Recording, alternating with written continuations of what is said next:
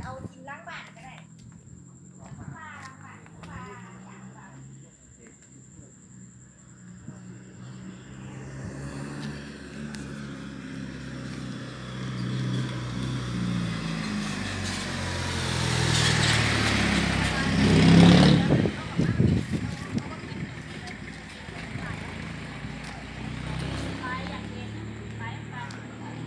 ไม่เดี๋ยวเขาก็มากินที่นี่ไม่ใช่เหรอเห็นได้ชายบอกฮะ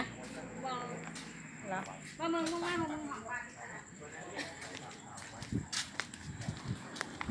มึงหลานนี่เด้อ